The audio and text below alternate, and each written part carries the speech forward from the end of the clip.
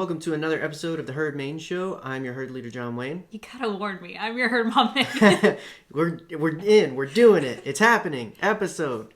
It's now. Now. And this episode now, we're starting, I guess you'd call it a series. It's just a few episodes with a similar focus. We've mentioned before that we were going to be doing this, but it's essentially for the next few episodes, because we wanted to, now that we have the sequel trilogy book ended, we've talked a lot on the show about many a character, mostly original, prequels, Clone Wars. You know, not that we've intentionally focused that way, but because we started the podcast after episode 8. Really, episode 9 is the only one that has released during our podcast life. So we really haven't had a lot to focus on as far as the sequel trilogy. Yeah. So we wanted to focus in on the sequel trilogy specifically. And one of the ways to do that is, I mean, we could talk about events and cool things and action, but what makes up Star Wars arguably that everyone loves so much is the characters. The cool stuff is the cool stuff, and we all do have our favorite cool stuff. But overall, I think what makes us have such strong feelings and opinions about the films itself, or the saga itself, or whatever, it's the characters that we relate to. It's the characters we like and the reasons we like them. And we spent a lot of time when we were talking about episode 9 about how perspective shifts on certain things. I think certain things are non-negotiable, but then obviously there are things that are completely up for whatever interpretation you want to have. Yeah, definitely. And so some of this is going to be kind of, it's going to be both in universe, I guess, and out of universe, in that we're talking about the story, but we're also talking about it from an outside looking in perspective. Yeah. There's going to be a lot of projecting in these episodes. Yeah, I mean, it's really hard to explain exactly how we're approaching this. Essentially, we're going to take a moment to talk about the main character. We may not, I mean, just time-wise, we probably won't talk about everyone that was in every movie. We're not talking about Ello Asti in this episode. Oh, come on. But we will try and hit the major players, of course. Like almost everyone definitely has Finn, Poe, Rey, Kylo. This one has Han, whereas in episode 8, obviously, we're not really talking about Han. But got a little bit of Luke. Episode 9, we're really not talking about much Luke here, but episode 8 and 9, His character development is no. Right. Leia, obviously Kylo, Ben, not like that. I don't think we're going to talk about Hux. He's not really on here. He doesn't really... A little bit. I mean, maybe in episode 9. He develops a little bit. He does. I but guess. I love my redheaded friend. Yeah, now, so this isn't a matter of here's us talking about our favorites. You know, it's the sequel trilogy a little bit is like told through these characters. We tried to pick characters that are essential to the telling of this story, because basically the way we're looking at the story is by looking at their journey. What happens with Finn in episode 7 that creates our perspective of episode 7? What happens with Finn in episode 8 that creates our perspective of episode 8 and episode 9 and so on? It's the idea of looking through the events of the character and the growth of the character to... It's more than just a review of the episode, because we could have done that too. I mean, we were back and forth on, okay, the sequel trilogy is done. How do we talk about it? This seemed like the most interesting way because, again, we haven't spent time just talking about Finn, just talking about Poe. Rey and Kylo, of course, have come up because they're a bit more major player to the story. So we've talked about stuff like that, but, instead of going straight forward, here's our thoughts on the movie, it's more like, here's our thoughts on episode 7 through Finn, and then through Poe, and then, kind of like that, because at the same time, certain people don't like Finn, certain people don't like Poe, certain people don't like certain things done with certain characters at certain times. And I think it can be said that we are giving ourselves free reign to add to, because in episode 8 we get Rose. Who? Yeah. Oh, yeah. Rose is part of our discussion for the next one for sure. You can't see it, but under the sweater, I am wearing a Rose Tico shirt. Superman. There she is. There you go. But episode 8's a good example in terms of a lot of people don't like Luke. That's my favorite Luke. And it's so realistic Luke. Yeah, honestly. a little bit. But so rather than just tell you why I like episode 8, when we spend some time with that, it's going to be, here's why I like episode 8 because of Luke's journey. Here's why I like episode 7 because of Poe's journey, and so forth and so on. So hopefully that kind of gives an idea of the conversations we're going to be having. This episode is all about The Force Awakens. We're going in chronological order. So next week will be episode 8, and then we'll talk about episode 9, character specific, because we spent last week talking about, hey, we liked this, we liked that, this was cool. So in a few weeks we'll get to have time to look at episode 9 in a very different perspective by looking through the characters that make up the episode. Yeah.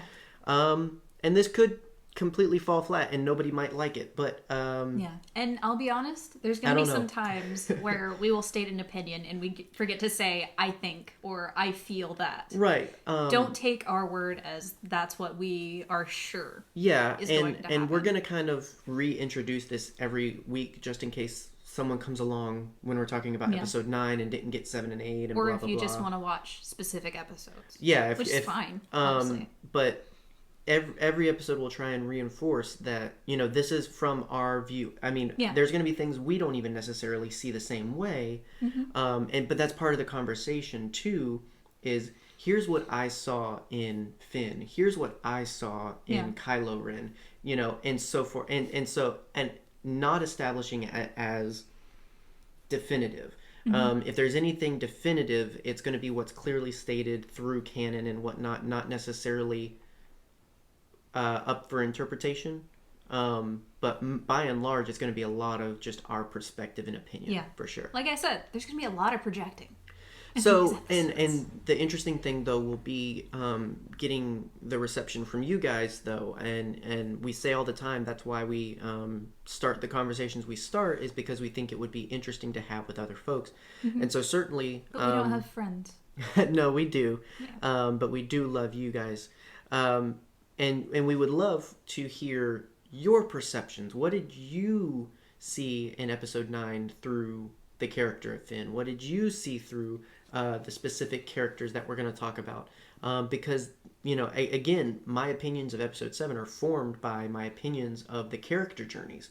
Because every episode it's literally just a bunch of character stories that are interwoven into one big story. And also it's interesting to talk to someone and find out why they like a character. Oh, yeah. Like, go ahead. One of my favorite conversations we've ever had with a person about Star Wars. It's going to be the same thing I was going to say, probably. It's about Jim. Oh, yeah, Jim.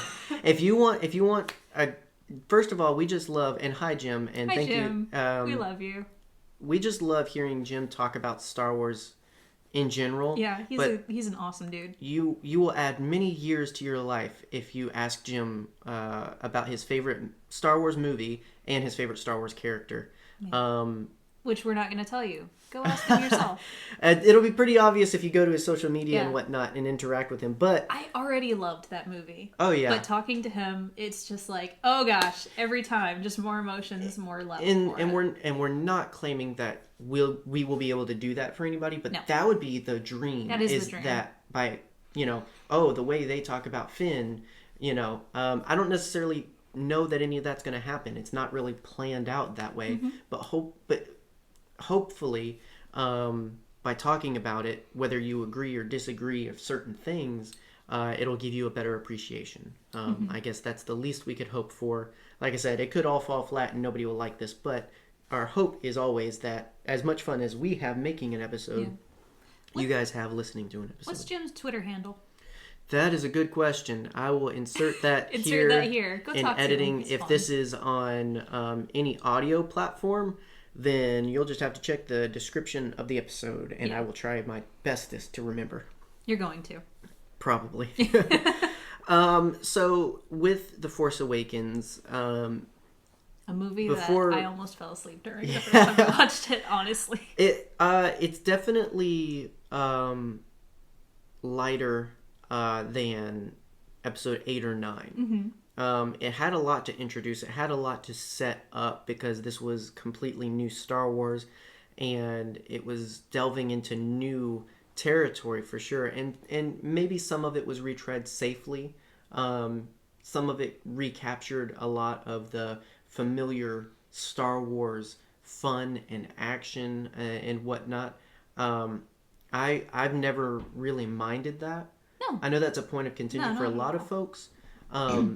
But I think definitely episode 7 benefits from being part of a completed trilogy now because there's so much in 7 that is made better. I mean, just when 8 came out, but now with having 8 and 9, there's so much going back that is so appreciable, if that's a word. You can appreciate it. You can appreciate it. Also, it's a very beautiful movie. And I will say, when I'm really looking for Kylo Ren aesthetic, I think episode 7 is some of my favorite Kylo stuff. Yeah. Not as a whole, because I can talk a lot about episode 8. But when it comes to just Kylo, no real story beats, no real anything else, just Kylo, looking at Kylo and enjoying Kylo. Exactly. Episode 7. It's a great film for, like, setting up a villain. Yes, and then pulling the rug out from under you in the next one. Exactly. And that's the thing, too, is having a completed one, you're able to really reimagine the journey. Because obviously, if you're seeing it as it's unfolding, it's one thing. You think it's going to go here, and then it doesn't, and then you think it's going to go here, and it doesn't again. And so having it finished to be able to go back to the beginning and see where threads may have led to those things, and maybe something you didn't like, you like now because you know where he ends up later or something. Yeah. And I'm talking like I'm specifically talking about Kylo Ren, but just in general. Just all of the characters. Right. I think it's so worth... I mean, it's essentially what the prequel trilogy does for the original trilogy in that you can watch the original trilogy and then you go back and see the prequels and you see a lot of origins of characters. And then you go back to the original trilogy and all of a sudden certain things have greater meaning.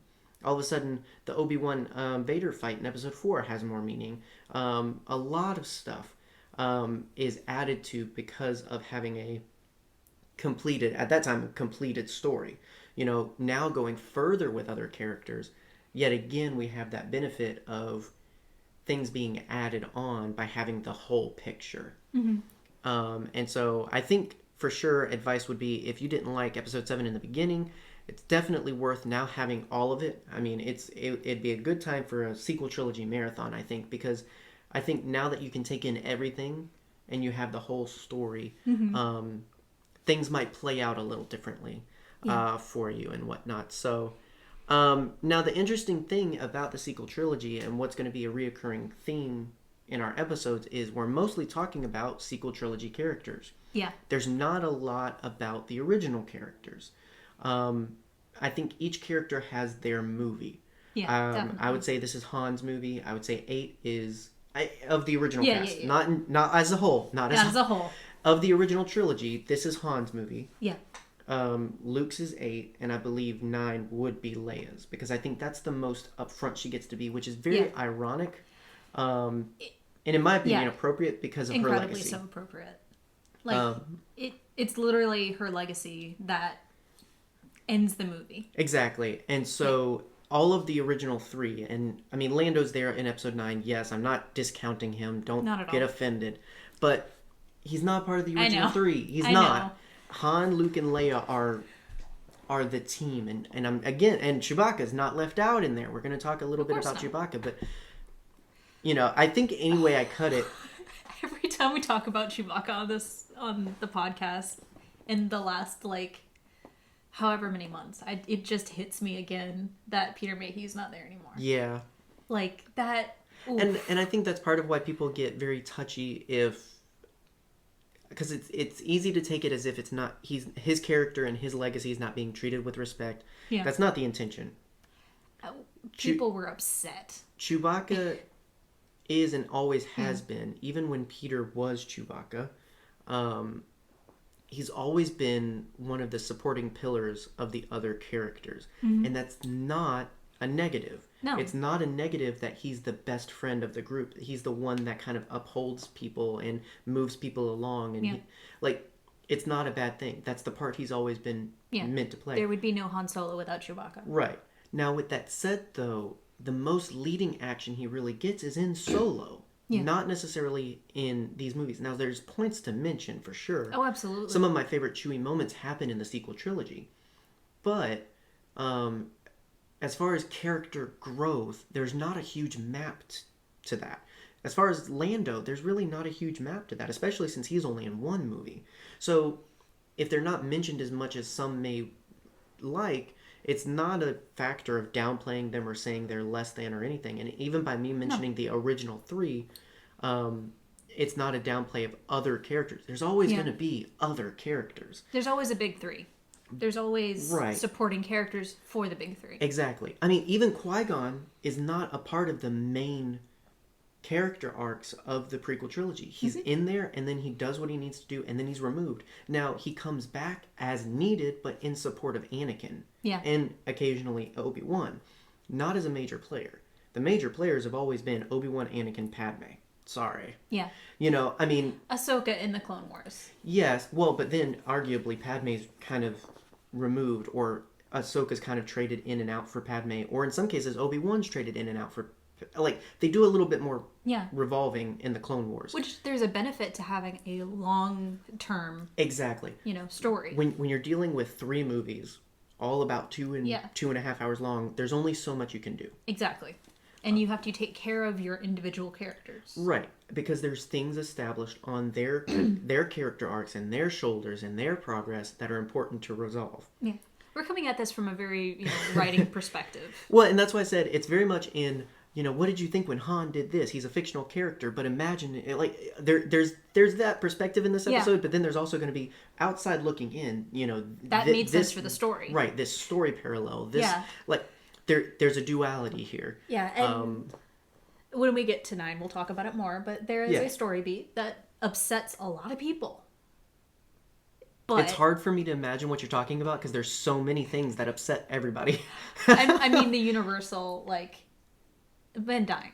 Oh, yeah. Okay, yeah. Okay, we're going to talk about that's going to be a part of it, for sure. In 9. But, honestly, and this may just be from my, novel reading brain, it makes sense for the story. Well, and that's the things to keep in mind, is there's going to be things that we say that are purely story, and then there's things that we say that are more... kind of stepping into character shoes kind of thing, like inserting yourself in the story. So there's a literary perspective and then there's an imaginative perspective. And that's the thing, you guys know I work at Barnes & Noble. I come at a lot of things with a literary perspective. Right. I'm not going to say that I'm the most well-read person in the world. I thought that Walden was boring.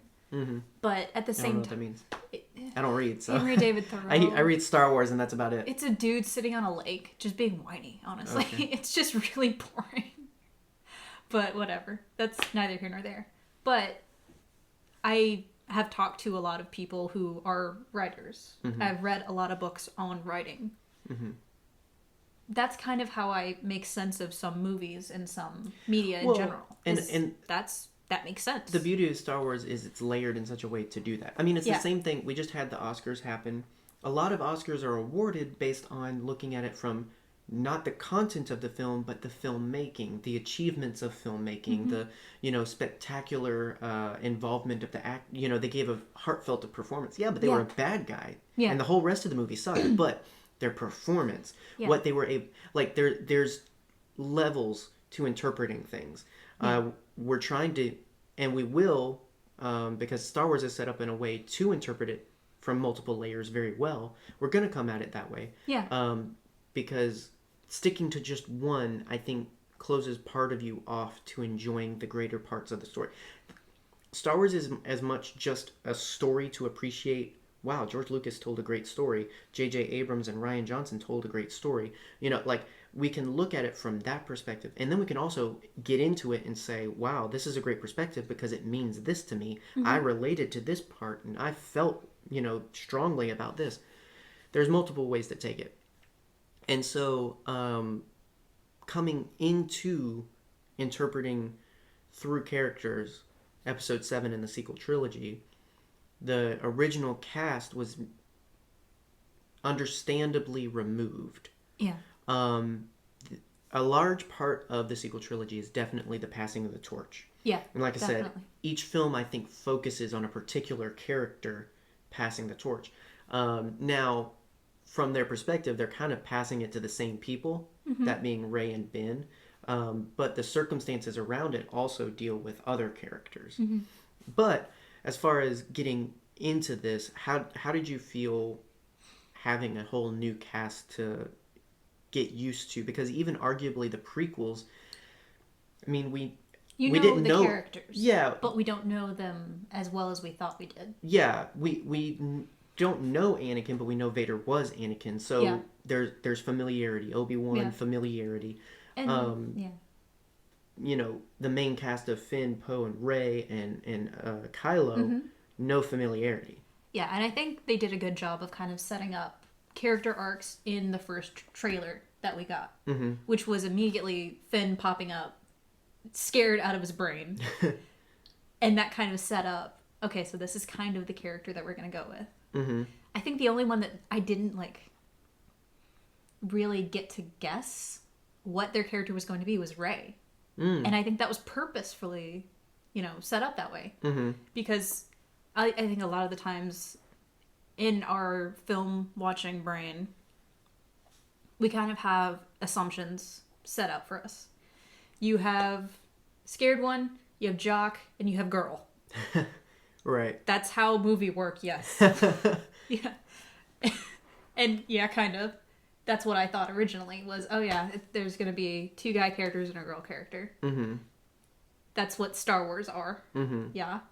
But I think I was kind of worried at first because I'd gotten so used to a particular storytelling perspective of I know these stories because they were told in the last one.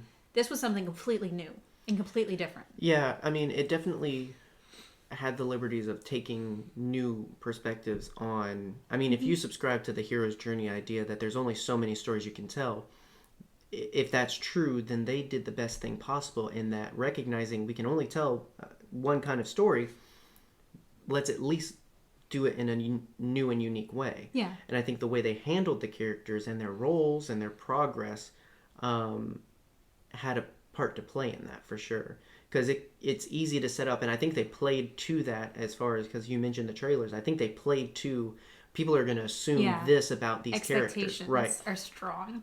Because a lot of people thought that Finn was going to be the Jedi character. Because you see him holding the lightsaber in the trailer. And they set that up a lot. And that was another point of contention initially.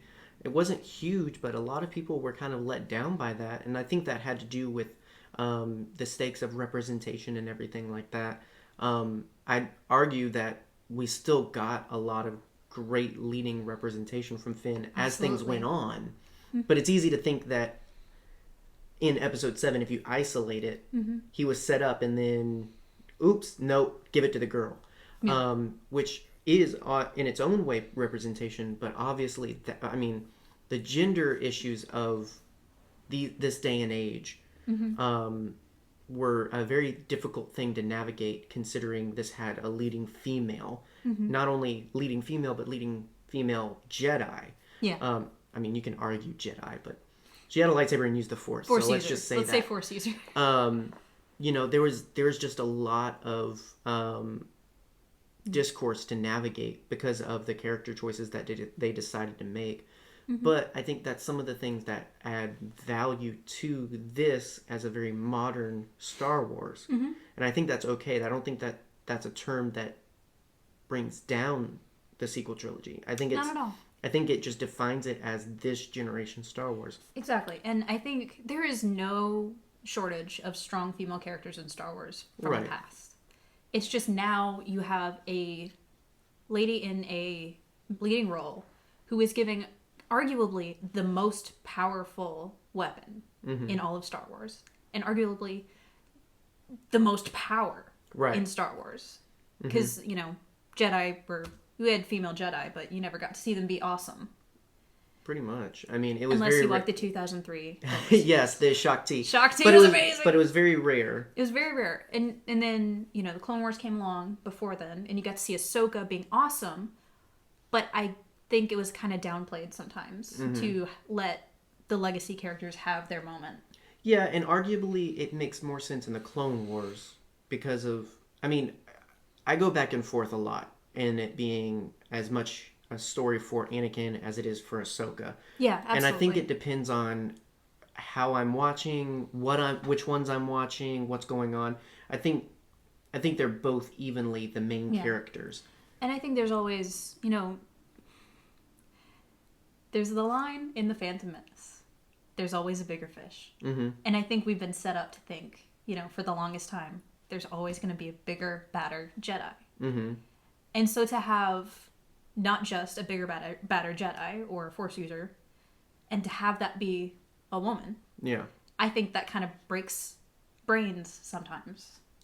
Because you have expectations. Well, and like you mentioned, you're set up to think this is the way it goes. You have the two guys, and then you have the female. And the original, that was Obi-Wan and Anakin, and then there was Padme.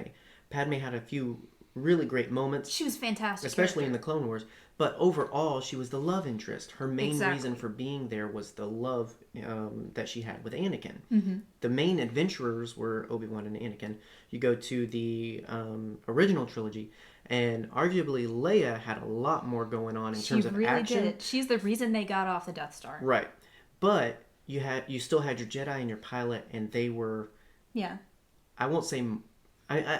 They weren't more important, but they were more attractive. They were more attractive as... Like, if you went on to... Because I even remember this when I was a kid playing Star Wars. More people wanted to be Luke and Han or Lando than Leia. Even girls. Mm-hmm. There was one girl, I mean, she was bigger and badder, so she could scare us into it, but she was Luke that day on the playground, and you didn't say anything. Do you want to guess what character I always wanted to be? Leia? Nope. Chewie? Nope. Luke? Think prequels, because this is what we grew up with. Oh, Darth Maul. Yes. Yes. But I never got the lightsaber because I was the girl. Yeah, well, and now... Not a downplay of Leia's character, but I think that had more to do because more of the action went to Han and Luke. Exactly. Leia saved the day on multiple occasions, but she wasn't...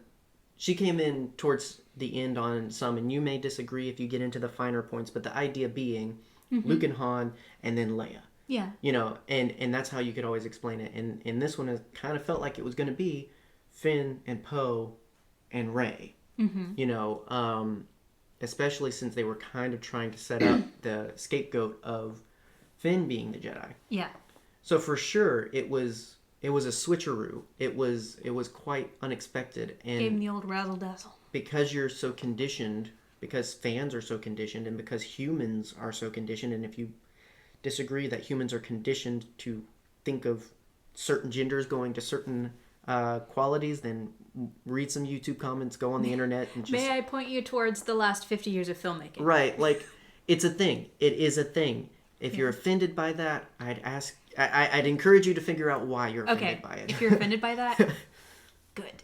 Like, use it towards making it better. Yeah. Honest. Well, I'm talking to the people that are offended of, like, well, women don't need this, and, you know, blah. Ooh, that Twitter thing you showed me. Oh, yeah. It still exists today that certain people think that men are better than women, or women fit only one type of role, or all kinds of stuff. And again, that's why I feel in my age and in my perspective of all that I've grown up dealing with, and I haven't experienced everything in the world, and no, I'm not that old, but in the past 5 to 7 years, gender issues have been so huge, more so than ever in my lifetime. And so, that being said, since Star Wars is coming around that time, I think that's why this representation and these character choices are so important, because it represents the Star Wars of this time. Star Wars has always represented its time. The original trilogy was about Vietnam, and the prequel trilogy was about the Bush administration. Like, this is about, and it's not entirely about gender issues, because some people are going to be out there getting offended if that's the only perspective. There's a lot of stuff going on, a lot of it dealing with social issues like gender, like race, like identity, so much. And it's all packed into this Star Wars, and I think that makes it the appropriate Star Wars for this generation and this time. That doesn't mean if you're not from this generation you can't like it or you won't like it, or that's the wrong view to have too. I've had people tell me, well, you're of this thing, so you might like it, but you don't like it the right way. That's not what I'm saying by this generation. Yeah.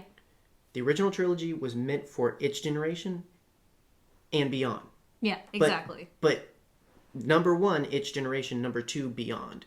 Prequel trilogy, same way. And if you disagree with that, just look at the ages that like certain parts of Star Wars. Our generation grew up pretty much loving the prequel trilogy. Exactly. Not entirely, not unanimously, but more so than the previous generation that only liked the original trilogy, because nothing could be as good as the original trilogy.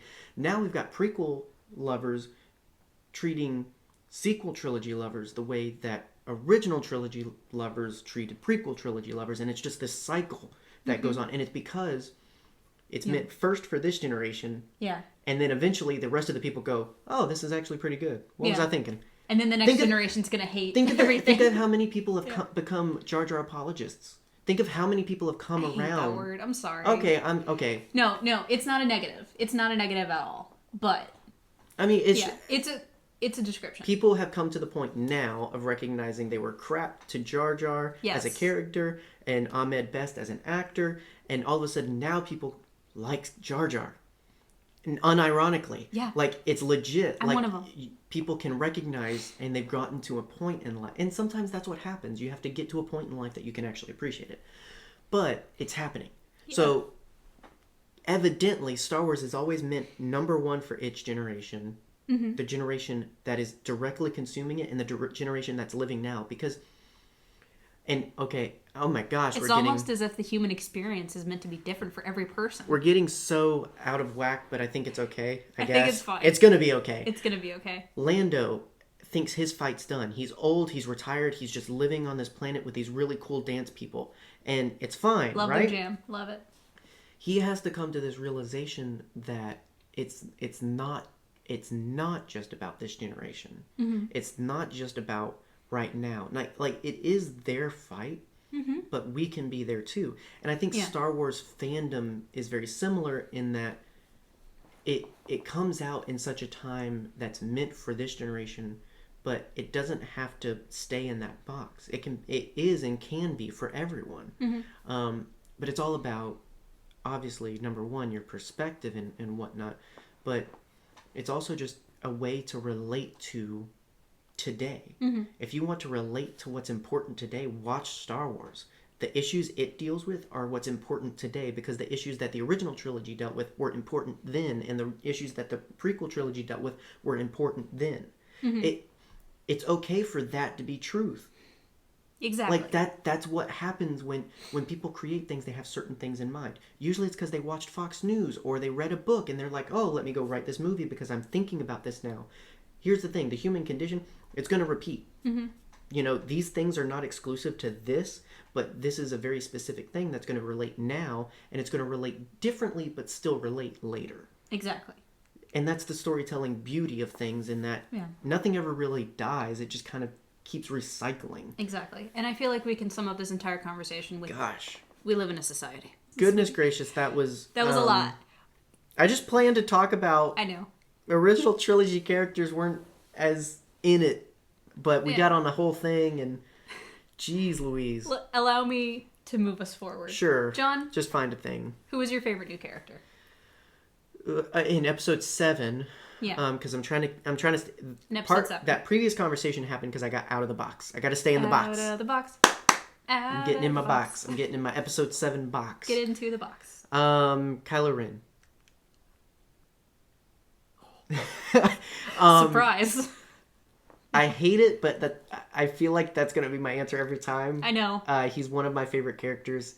of the sequel trilogy as a whole. And part of the reason I love the stories of the sequel trilogy is because of the character of Kylo Ren. He's who I most see and experience the sequel trilogy films through.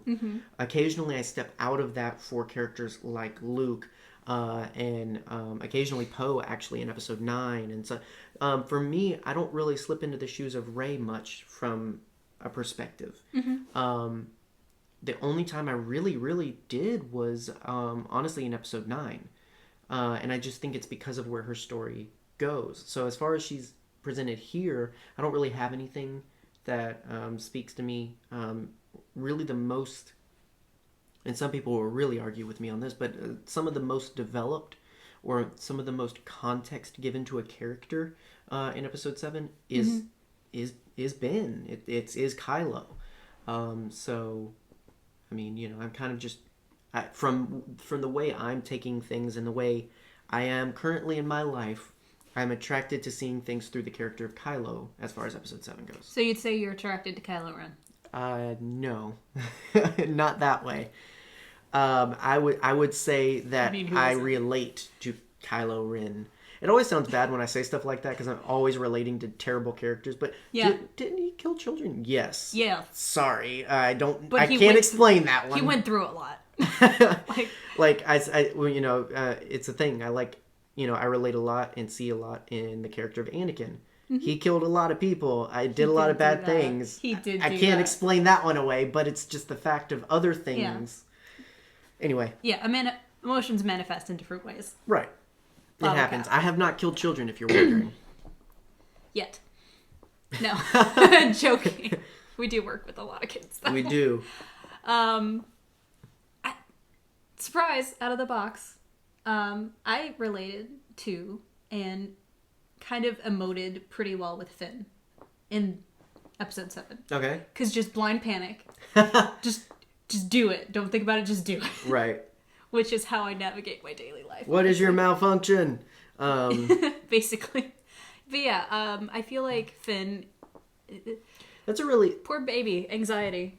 That's a really interesting thing, though, because, I mean, you look at... and something I haven't thought about as far as Finn's character before, though, is... sure, yeah, he's a character that kind of doesn't fit in the role that he's given. Yeah. That being Stormtrooper, but when you look at... they're... Well, yeah, because you're meant to be this. Yeah, they're programmed and conditioned to be this. Yeah. And he doesn't fit that description. And that's a very big perspective to have, whether you relate that to anxiety, other, mental developments or emotional developments, whatever it may be. Like, there's things that constantly make us seem like malfunctions. And for Finn, that's the superpower of his character. Yeah. That's the big victory of his character, is to actually be different. Yeah, there's a old quote. I don't know who said it, but it's talking about how we test children in schools. If you test a fish on its ability to climb a tree, it will live its entire life thinking it's stupid. Right. Because it can't do the thing that it's not even meant to do. Exactly. Yeah. And I love that about Finn, is that it's very clear that he is not where he's meant to be, and so he breaks out of that. Doesn't know what he's supposed to be doing. Right. And just panics until someone helps. Well, and even in this movie, he doesn't figure it out entirely. No, and that's fine. I think the one thing he latches onto is definitely, Rey. Because Poe's not really in this movie. No, he's not. He shows up at the last minute. I will say, and all I can really say about Poe, because he wasn't meant to be a big character in this. He was meant to die in the beginning sequence. Like, he wasn't meant to come back as a hero in the end. But they needed a cool pilot, and he really needed the check. Honestly, yeah. No. But I loved Poe immediately. Yeah, and I think the only reason that kept him interesting, and the only reasons I love his character moving forward, and we'll get to talk about that when he's more prevalent, but him and Finn, their dynamic is huge, and it's really enjoyable. They click. And so... Yeah, definitely some of my favorite Poe stuff is that the beginning. I do like some of the action. I think I like more of his flying action in this one than in like episode 8 or 9. I don't know why. I just, aesthetically, the X-Wings and the space battles, or upper atmosphere battles, because Starkiller, I don't know. That's weird. I'd say upper atmosphere. The dog fighting. The dog fights. The ships, the dog fighting, all of that of episode 7 is really satisfying to me. It is, because I think it's kind of mirroring the amazing dog fights of episode 4. I think so, and that's fine. Yeah, no, we're not saying that it's bad or anything. It's fantastic. Yeah, I'll take it, because it's very pretty, and I just get the hankering for it sometimes. Yeah, but I think I relate to Finn because, anxiety, number one, but also searching for a place to fit in when your place has been disrupted. Well, and yet again, I think that's such a thing of today. I think that's a thing of just human condition for sure, but I think a lot of younger generations now feel that pressure of, well, what's your malfunction? Mm-hmm. Why can't you just go along? Why can't you just do this? Why can't you just fit in?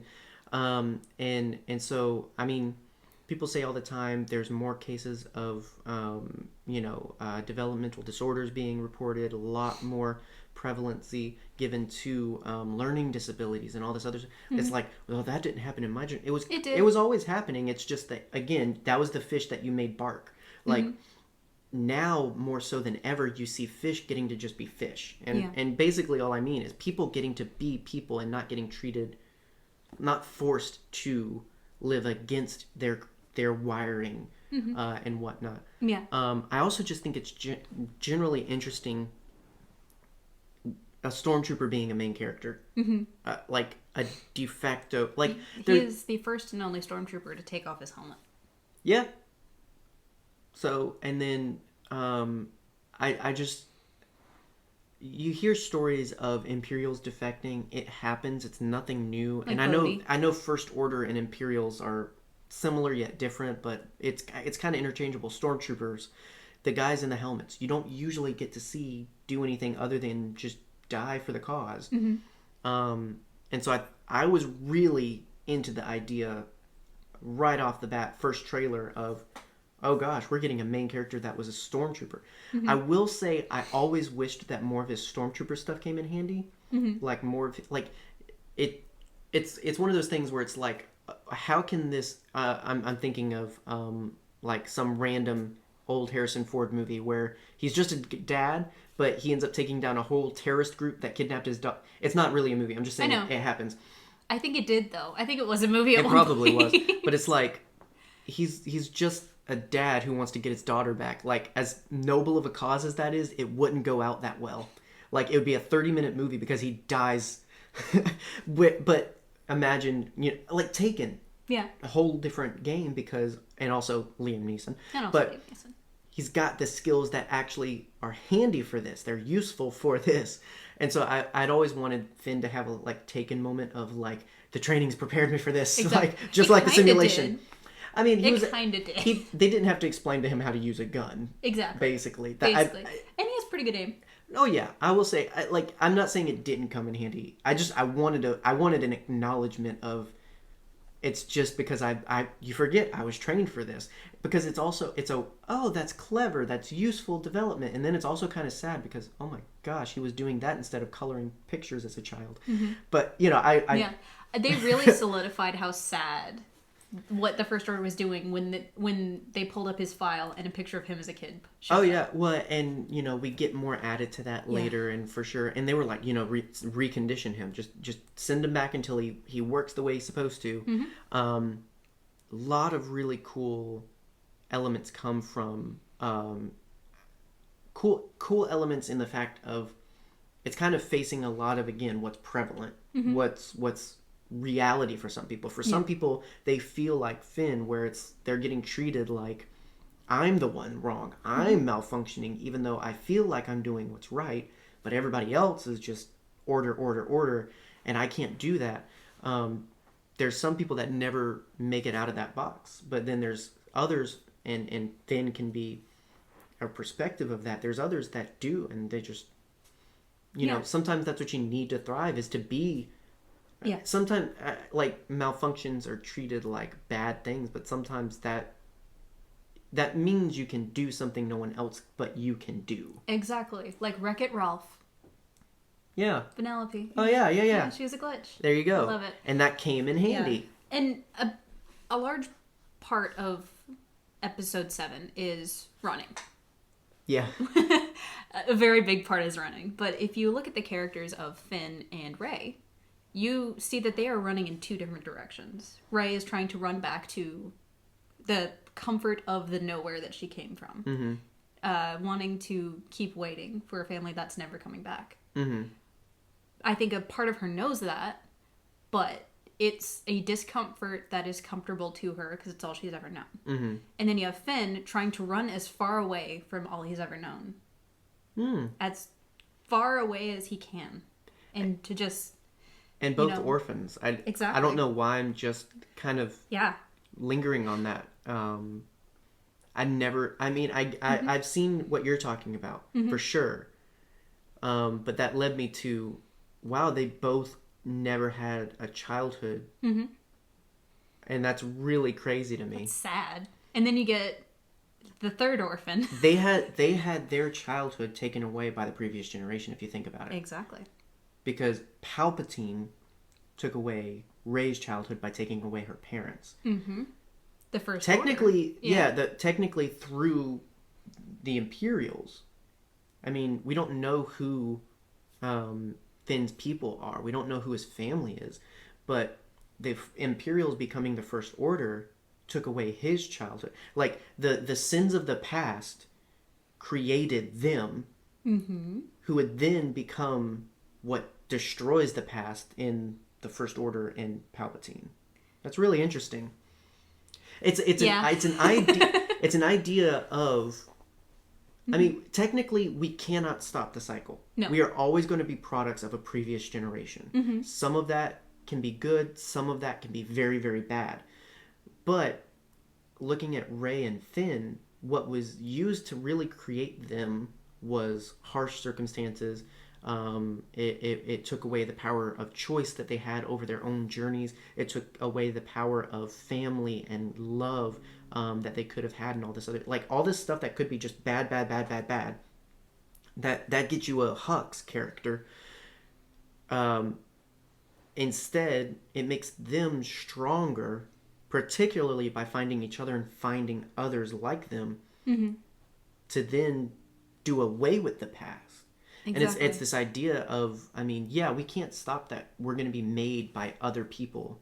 Like, up until a certain age, decisions are made for you and you don't have a choice. Like, it happens. You're a child. They're adults. It happens. That's not always bad. I don't want that to seem like parents are bad just because they make choices for you. But it's this idea of, to a point, you don't have power of choice. Once you do get that power of choice, though... It's how you decide to use it. Exactly. And that's really interesting. I just never come at it from that angle before. Mm-hmm. But as far as Rey, they did a lot to make her story interesting. They did. And mysterious. Yeah, and that's what I mean. Is it's mysterious, but not just mysterious that you could just walk away from, like, oh, okay, but like mysterious, like, but really, like, but actually, like, but why? Yeah. Honestly, she was the one that was most, like, rife for theorizing. Oh yeah, purposefully so. Purposefully. I mean, make a character British in Star Wars and have her parentage. Yeah. Ambiguous. Right. It's going to lead to something. I still can't get over the people that thought it was Obi-Wan somehow. Right? How? He was not... What's his face? Hugh Hefner. It was not Frozen. Yeah, no, after his death. He was not active after a certain point. No. And I don't think he would have done that to the memory of Satine. No, he would not. You're rude for insinuating. Wow. Now, you mentioned, though, something that's different about her than what we've had previously is she wanted to stay where she was. Mm-hmm. Anakin was constantly threatened by the greed of being better, being further in his journey, being the Jedi he dreamed he could be. It was this idea of, I'm not good enough now, I have to get better. I'm not satisfied with the way things are. Mm-hmm. Luke inherited some of that angst and could not be satisfied being a farm boy. He had to do more. He wanted to do more. He was constantly looking For power converters, yes. For power converters and adventure. He wanted out of the box of a normal life. Rey has a very Now, here's the thing. She found the power converters. Here's the thing. Anakin had friends, had a mother who loves him, had a lot of things that made his childhood and his early life not that undesirable. Yes, he was a slave. But being a kid that grew up with just your mom and not a lot else for you, if you have that in your corner, he had support. It's pretty fine. Like, his life was crap, but he had support. Yeah, and I mean, here's the thing. When you look at it all in all, he wasn't as bad off as he could have been. Even if you take him to the Jedi, he becomes a Jedi, all this, he's got a pretty good dig. He's got a good setup, His right? mother is now Obi-Wan, and that's fine. Right. So, and then you look at Luke. Pretty same deal. He's got two surrogate guardians who love him and care for him and want the best for him, provide for him, and work to keep him safe. He's got a hermit that keeps him safe, and he doesn't know about it. Like, he's pretty fine. He's taken care of. They are much better off compared to Rey. They do a lot to set up. Her existence sucks. It sucks. The only cool thing and the only redeeming thing about her existence at this point is that she lives in an AT-AT. Yes. That is the coolest thing in the world. But she's got little portion bread and all that. Like, it's sad. It's really sad. And it's meant to be sad. You want her out of that. Like, you as an audience member want her to be somewhere better. And we can't understand why she would want to go back to that. And no character. Why does everybody want to go back to Jakku? Like, Han doesn't get it. Finn doesn't get it. No one gets it. And it's so freaking interesting to spin that. Because what we don't realize at that point is she's the main character. Yeah. And I think she's the new Luke. Yeah, I think a lot of the times we forget that she had tally marks on her wall. Yeah. Well, she's been patient right for so long, which compared to Anakin and Luke, impatient.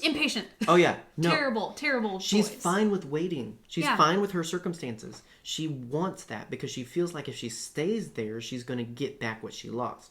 We know that's not true. We know really there's no getting back what you lost, but you can get what you need by leaving that situation. But unlike any other leading character, unlike the previous Skywalkers, she doesn't want to leave. All she talks about this movie is getting back. All she's obsessed with in the next one is, okay, well, I don't have to get back, but I have to figure out who they are. And then the next one is, I figured out who they are, and I'm not happy about it. I don't like it. Her journey is so very interesting as the lead character because of that. She's not seeking adventure. Yeah. She's not really she's so different. Yeah. I think, though, as far as we get from her here, she's such a clean slate to perceive the rest of the story through. Because at the same time, she's also just always like, because you got to think she's experiencing it all as we're experiencing it. Oh, look at this cool thing. I love when she's with Han. Some of the best stuff happens with her and Han, I will say. Really, I'll just say Han dominates this film. Everything he does. As he does with everything. Oh my gosh, this is best Han. This is best Han. Grumpy Dad Han. But her seeing Takodana, I didn't know there was this much green in the whole galaxy. Like, there's this thing of she's constantly perceiving the rest of it. And I think that's really... we're playing Legend of Zelda Breath of the Wild right now. Yes. Link is... so renowned as the character to interpret the rest of the story through. That's why he doesn't talk. That's why he is a blank open. slate. And Rey is very Link in this film. Running around without pants on, throwing rocks. I refuse to put pants on in this game. It drives me insane. I've played through this game 3 times.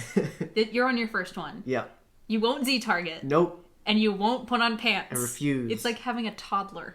But I think as far as... I don't think it maintains throughout. I mean, she's definitely still the perspective of the story, but I think here more than ever, she's very open for interpretation. Yes. Or not her as a character, but she is how the world around her is open for interpretation.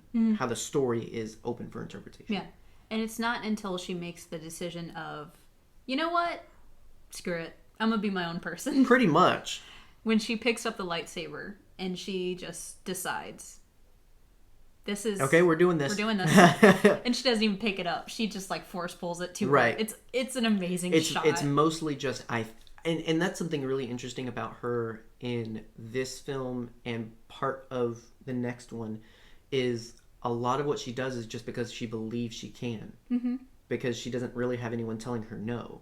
Like her idea of I think I can force pull that lightsaber to me. It's not based on seeing the previous movies.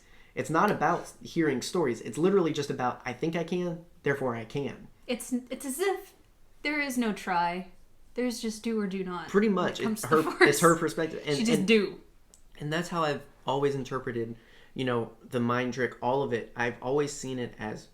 I can do this. It's her perspective of, I have power, I think I can do this with it, and it happens because of that. Mm-hmm. And so there's always people that are going to see it as Mary suing.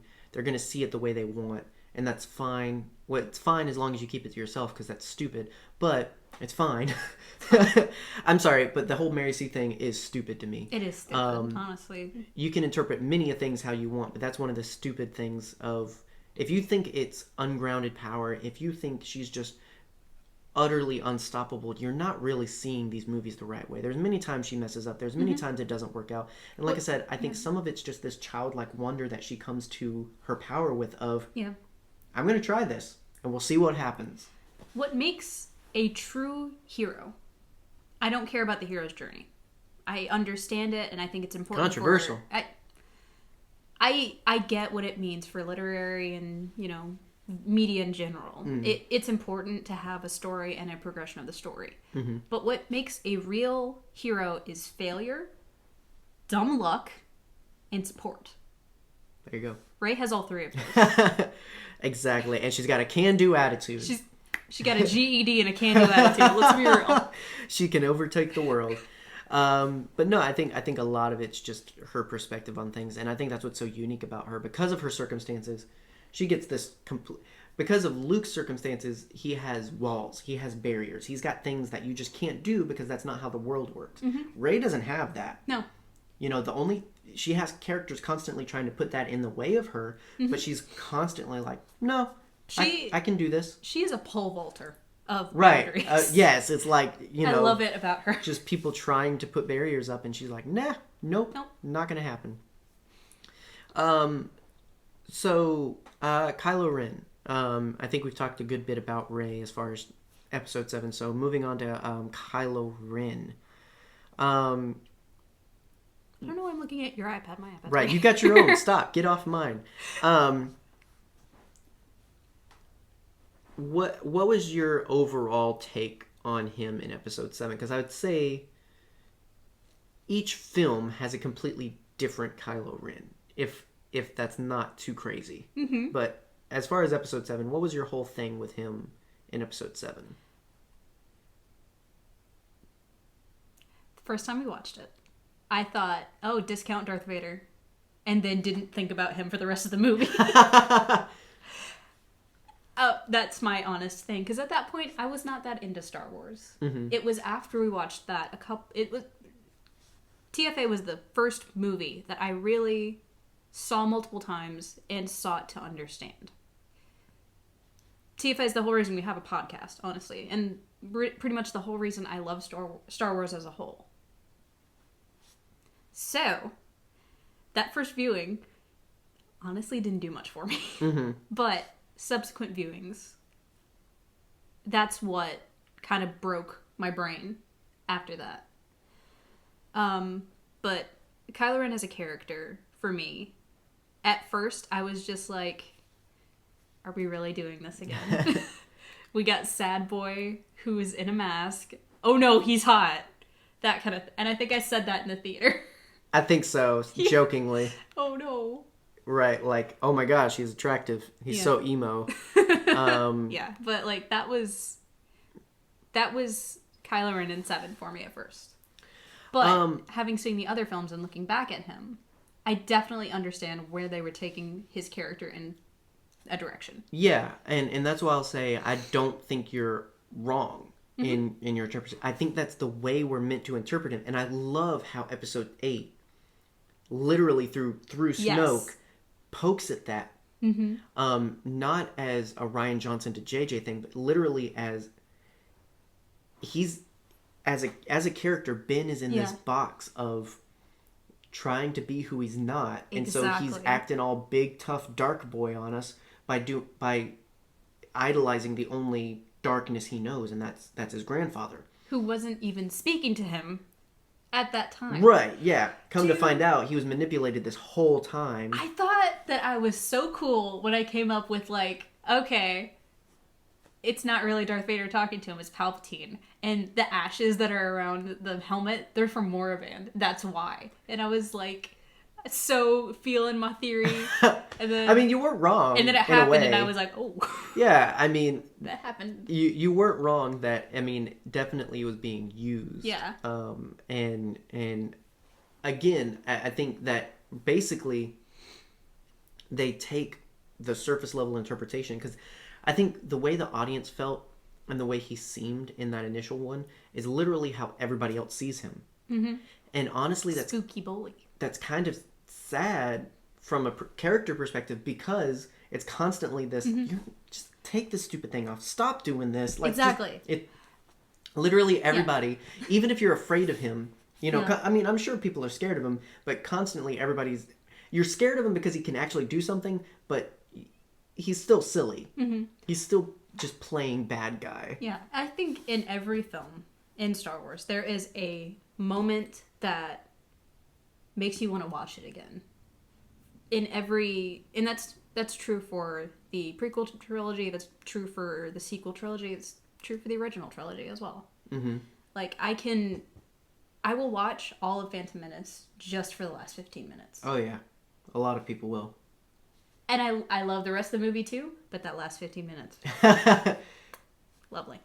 But it wasn't until watching The Last Jedi that I got to the point where I wanted to watch that bridge scene over and over again. Mm-hmm. I think that scene made Kylo Ren for me. Oh yeah, absolutely.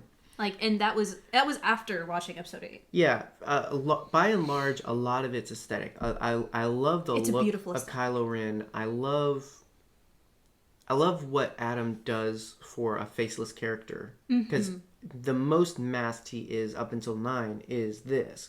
So a lot of it's just dependent on the way he moves, the inflection on his voice. Adam Driver's super tall.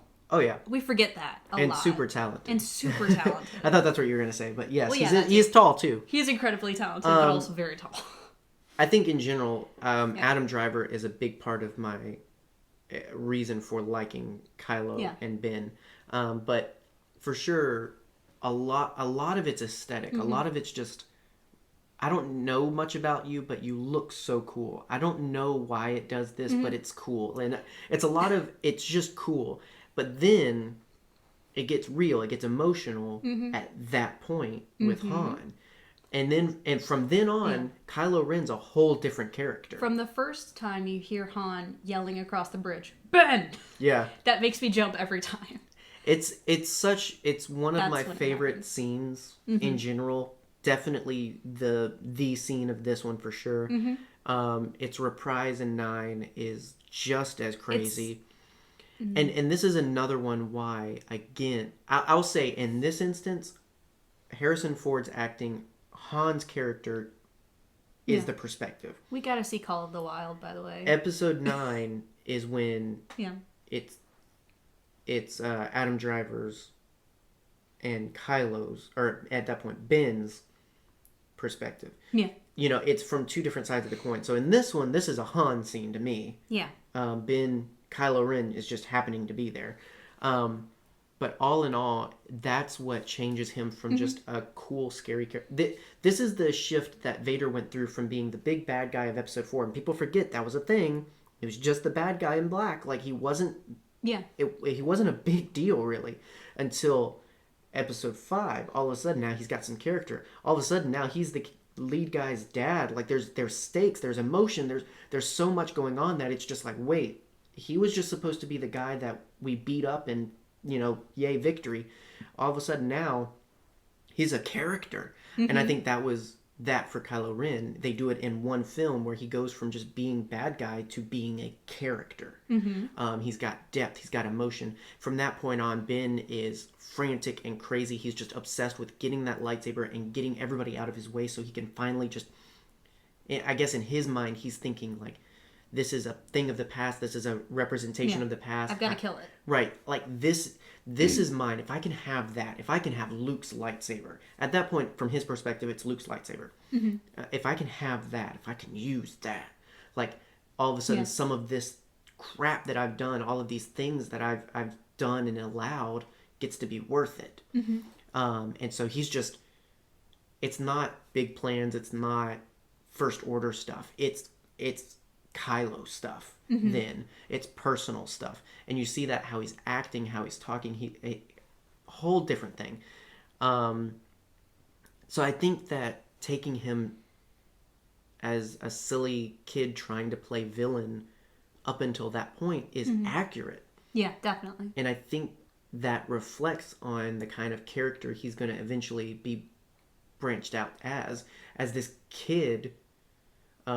I mean, he's old. He's older. He's going on 30 in the story. But like, from a lot of perspective, he's still immature, and I don't want that to be like a negative against it. It's not a knock. It's because of the trauma that he's faced. It's because of the manipulation he's gone through. A lot of things have been kind of kept a certain way for him, and so a lot of the reactions, a lot of the emotional state of his character is very almost childlike. Mm-hmm. And so you've got this kid who's trying to be this monster that everybody else seems to think he is, and thinking that somehow being this is going to make everything else better. It's going to make people afraid of me. It's going to give me power. It's going to fulfill something in me. And in reality, it doesn't. Mm-hmm. But we don't know that yet. Yeah. Everyone thinks he's a monster except for Matt, the radar technician. Right. He said that Kylo Ren is shredded. Right. He has like an 8-pack. He has like an 8-pack. I don't know. But yeah, so I think that's exactly how he's supposed to be taken in this. That's definitely how I took it. And I think that's the way of measuring his growth, where he comes from. Like the whole thing of him smashing his helmet. Mm-hmm. I know that's an episode 8 thing, but that is a character development. That's him letting go. And then in episode 9, when he puts it back together, it's literally again, it's sort of a character undevelopment. Mm-hmm. You are making progress into being your own person again, being independent. Mm-hmm. And now you're allowing yourself to be put back into that box of, legacy of Vader's grandson stuff and all this other, like. Well, where Vader's mask was there for necessity. Mm-hmm. He needed that mask to live. Mm-hmm. It had the added benefit of making him mysterious and hiding his emotions. Whereas there's an old Stan Lee quote where he was talking about Spider-Man as a character. Mm-hmm. And he said that Spider-Man wears a mask so that his enemies don't know that he's afraid. Mm. I feel like that's pretty similar with why Ben wears a mask. So that it's easier to be Kylo Ren exactly in the helmet, for sure. Face, the image. Yeah, he has the face of Ben Solo. I almost said Ben Skywalker. But the mask is an extension. That's Kylo Ren. Yeah. You don't have to atone for the things you've done if Kylo Ren did it. Right. You don't have to think about, what Ben Solo did if you're Kylo Ren right now. It seems crazy, but it's a real mental thing of it, like... Dude, go ahead. No, sorry. Go ahead. I listen to a lot of true crime podcasts, and a coping mechanism for serial killers sometimes is to separate themselves from their crimes by saying, oh, it wasn't me, this person did it. Mm-hmm. Like with John Wayne Gacy, he used the name of a cop that he was impersonating when he killed people. Mm-hmm. With Ted Bundy, he used the term the entity when he was talking about what he did, and he had to talk about his crimes from third person. Well, Kylo Ren does the same of your son is dead. Exactly. Vader did the same of, Anakin is dead. That name doesn't mean anything to me. Mm-hmm. Sorry to get true crime on That's a thing of the dark side. That's a thing that people do to justify dark stuff in general. It can be as much as lying, it can be as much as hurting someone emotionally, and it could be straight up murder. But in general, people do that. They separate their humanity from things because the more inhuman they can be and the more they can project that off of them, the less it feels like you are actually hands-on doing something bad. And if we want to take it into the entertainment business, Andy Kaufman did a lot of horrible things to people, but he was doing it in character. Therefore, it wasn't Kaufman doing it. It was, you know. Part of that bridge scene is when he says, like, your son was weak. I killed him. Like Kylo Ren killed Ben Solo. Yeah. By doing that, and it's this idea of I'm not Ben anymore. Therefore, number one, that can't be used against me. If I'm not Ben Solo, then Leia's not my mom. And I mean, that's the thing. Your son, he's talking about it like he is Kylo and he's not Ben. It's this idea of, if I killed that, I don't have to look at you as my father. You're just a barrier to my power. You're just a barrier to my release. Because he didn't see Han at that point, who regretted leaving his son and his family, who regretted not being there when he needed him most. He saw the Han that did leave his family and wasn't there when Ben needed him. He refused to see anything other than what Ben saw, but he refused to see it as Ben. Exactly. It's almost as if family trauma can cause, bad things. Well, I do enjoy that this is a very different perspective. Yeah. It's not as something as, and it might come off controversial or not necessarily how I mean it, but it's not something as trivial as love. It's not as something as trivial as attraction for a partner. As much as I do love and as much as I do support the character choices and the storylines of Anakin and Padme and how his selfishness, his love was turned into selfishness and used against him, how that was manipulated. Using love in that regard as a story beat for manipulation of a character is so very... It's worn out. It is. Now, again, Anakin Padme's storylines... It was tragic because it needed to be. Right. It's there. I don't have really any issues with it. But a lot of people are like, oh, so he turned bad because he was in love. Like, it's very easy to mock because it's a very simple concept. But if you think, he spent the first, 10 years of his life experiencing unconditional support, love, and, familial companionship. That was taken away for 20 years. And then reintroduced in the form of Padme. He would do anything to keep from being alone again. No, I mean, I get it. I'm not specifically talking about that. I'm just saying the trope of... Perspective. Yeah, the trope of... I'm going to use the one you love to manipulate you and all this other stuff. It's just such a done thing. And it just... I don't think has the weight anymore. Using something like family that's meant to be a good thing, meant to be the thing that cares for you and builds you up and makes you who you're meant to be and all this other stuff, like your parents are meant to help you be a good person. All this, like, there's lots of things that go on in a family dynamic that's meant to be good and should be good. Rey doesn't have a family and she wants one, and it's because if she has a family, she'll be happy, right? Having the alternative perspective of Ben, who had a family and it didn't do anything good for him. And you can argue me down if you disagree with that, but his family and the dynamics and the way things were and the different things that each character had going on in their life were the circumstances that led him to make a lot of the decisions he made. And I think that's such a different perspective and a different spin, and that's a very relatable for a lot of people spin on what makes me is my parents' divorce and my dad's this or my mom's this or like all of these things.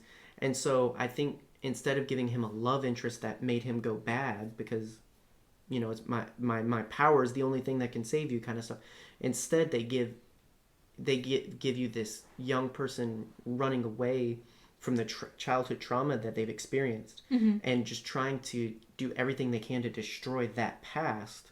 And they'll accept anything. They'll be a part of anything as long as it gets rid of that. You see kids join gangs because of this sort of thing. You see kids just full on go on complete horrible life of crime, or just altogether just mentally break down and hurt people, all because it's an idea of killing the past. It's escaping that. And it's a reality. So seeing that play out in the character of Kylo Ren, I thought was really interesting and a really new and cool way to take it. Yeah. For sure.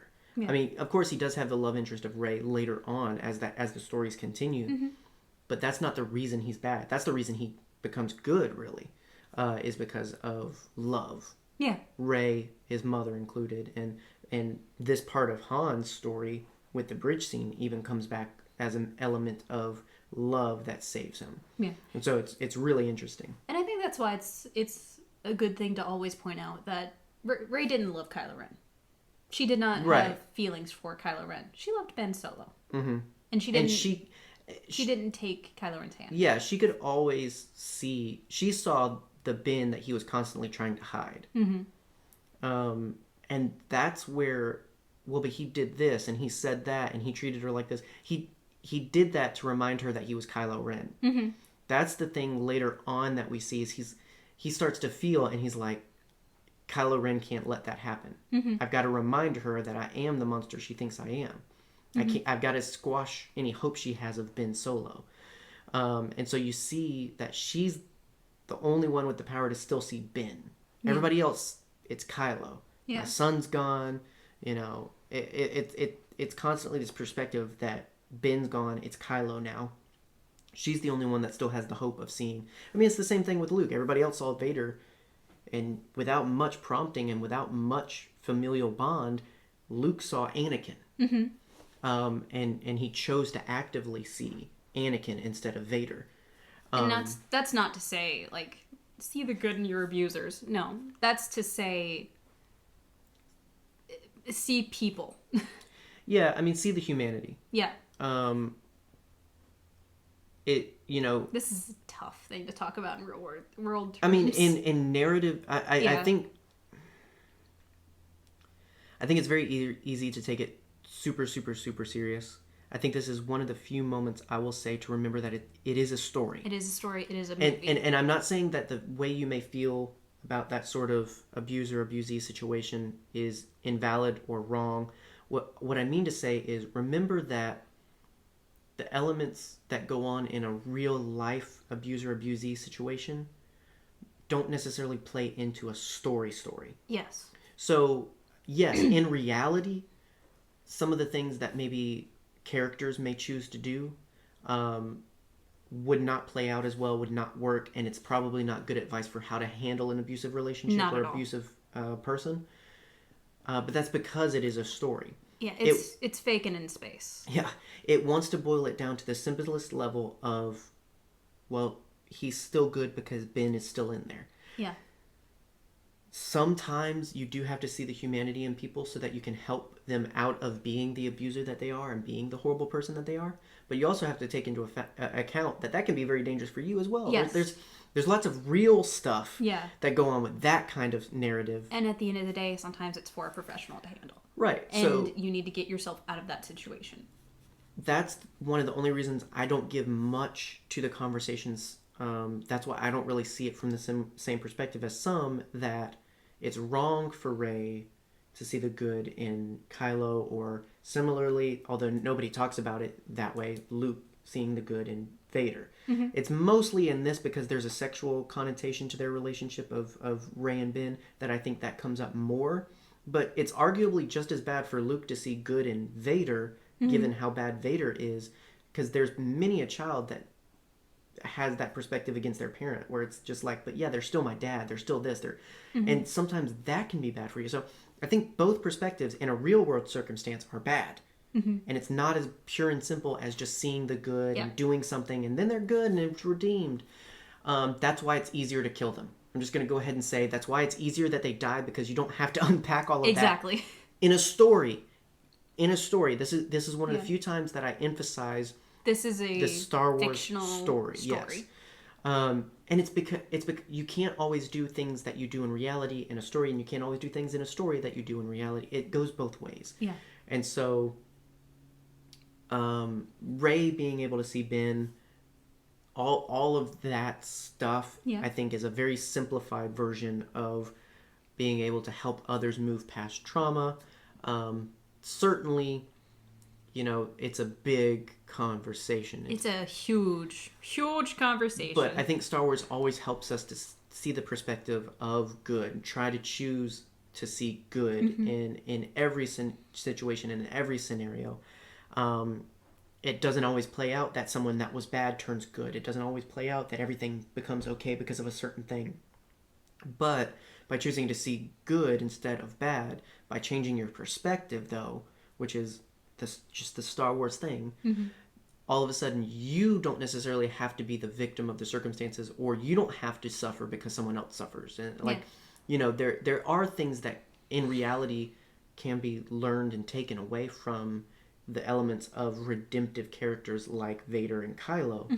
But then I think there's other things that just chalk up to, well, it's a story. They can't really unpack all of that. They can't really get into all that. Number one, because it's also, again, remember, it is for a bit more younger of an audience initially. That's one of the primary audiences. We love it because we're also considered in the audience, but if you put it in rows, we're kind of in the middle row. Kids are up front. Exactly. And you don't really want them unpacking all of that. No. That's something, if you've got younglings and you talk Star Wars with them, that's something you can help them see. Yes. It's not our job as podcasters to counsel your children after they've been traumatized by Star Wars. But it's a thing, I think, though, you just have to put, because there's many a times in movies where it's just my answer is just because the script said so. Yeah. My answer is because it's a movie. Sometimes you just got to accept those explanations because it is. Can I be honest? That's why I enjoy most of the movies that I do. Oh yeah. You don't dig in. TMNT. Oh yeah. Well, I think it's a great film series. I love it so much because I don't think about it.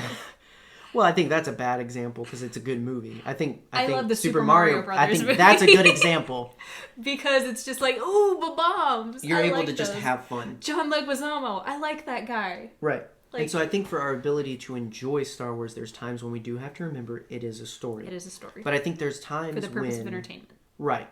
But I think there's times when we pick up on the bigger elements, and some of it we've talked about in the perspectives of like Finn and Rey and even Ben. Like there's elements from that can, even as a story, be taken, and it's like, wow, this means something to me. This is important to me. This gives me value.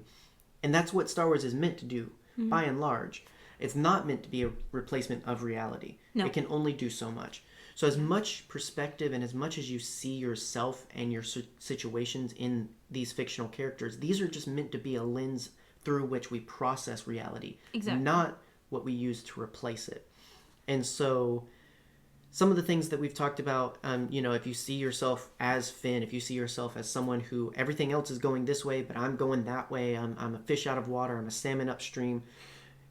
Which that's okay. is the way that they're supposed to go. No, it is. Yeah. But if you look at all the other fish and judge, if you judge the salmon by the bass. Never judge a salmon by the bass. Never judge a salmon by its bass. But if you feel like you're different and that's bad because everybody else is a certain way, I would say own it. I would say the story that we see of Finn in episode 7 is there's value to owning your differences. Unless those differences are immoral or illegal. Yeah, there's always that anecdote. Yeah, sorry. Rey, I would say gives us the perspective of sometimes we need to break out of what's comfortable and familiar to get what we truly need, not necessarily what we want. It's very easy to stay in the box and hope that if we just stay here and don't do much and don't rock the boat, it's going to just go back to the way it should be or go back to our idea of how things should be. Sometimes we've got to get out. Sometimes we need to change things. Sometimes we need to see new things. Sometimes we need to get connected to new people. in order to get what we really need. Rey doesn't need her parents to have value, but she does need others. And she finds those others only when she gets out of the box, when she gets off of Jakku. Kylo is a character. Here, it doesn't really happen. He has a moment where he's confronted with his past, but his idea of killing the past rather than accepting it and moving on and not allowing it to dominate and rule him and getting out of the shadow of all of those mistakes and sins, some his parents, some even further back than that. But his inability to process and healthily let go of those things is what puts him in such a dark place. And there's people that stay where they are and in a dark place simply because of their inability and lack of desire to deal with stuff. They want to destroy it, they want to forget it, but they don't want to deal with it. And I think it's only when Ben deals with things and when he has the help of those that love him that help him deal with those things, only then is he really able to get out of the darkness. And then Han. Even Han has the progress. We didn't get to talk about it much, but even he has the progress of recognizing, I screwed up. I wasn't there, and you know what? Now I'm going to be there. And he made a sacrifice. Right. It didn't change anything right there, but it did make a difference, and it came back later. And so sometimes, no matter how old you are, no matter how far along in your journey you may feel like you are, there's never a wrong time to decide to do the right thing. And he never got better at smuggling. No. He's a bad smuggler, guys. And I think that maybe there's more we could talk about, but this is already a long episode. It's a long one. Maybe there'll be times where we can do a kind of catch-all of other things we didn't get to talk about, because I feel like this is going to be a reoccurring thing of, well, we had more to say, but we don't have room. Who knows?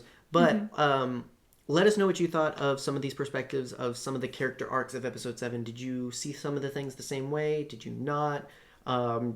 Did anything here maybe change or add to perspective for you? Yeah. That'd be cool to know. It'd be really interesting. But nonetheless, that's the episode we got for you. Yeah. We will continue this next week with our look at The Last Jedi. So for a lot of these characters, we'll continue some of those conversations. We'll have some new ones because we have new characters like Rose, and even though he was kind of in this one, he doesn't get anything until the next one, Luke. Yeah. He actually becomes a character in the next one. I'm going to talk about Poe. Dadgummit. We can actually talk about Poe because he does something meaningful. He does a lot meaningful. I mean, here he's just pretty and cool. That's it. He is pretty and cool, isn't he? I mean, that's just the reality. He's got a nice jacket. He wasn't meant to be a big character in this one. Yeah. Because he lived, he moves on, so he'll be in the conversation. Leia will be more in the conversation next week as well. And we're going to mention Holdo. Yeah. Because, as a part of Leia, I'd say. Yeah, I agree. Yeah. And a part of Poe, because he's part of his development comes from Holdo a bit, and also Laura Dern. It's just Laura Dern. Laura Dern, honestly. So now, based on this episode, if you're energized and excited, and now that you know what the idea of the episodes are, and you want to share some perspectives of Episode 8 character arcs, then just let us know. We'd be happy to kind of take that into account and maybe even share it. And whatnot. We put that out there, and Ryan talked about Kylo. He's like me; he's a big Kylo and a Ben Solo fan, and a lot of the elements of his redemption and of his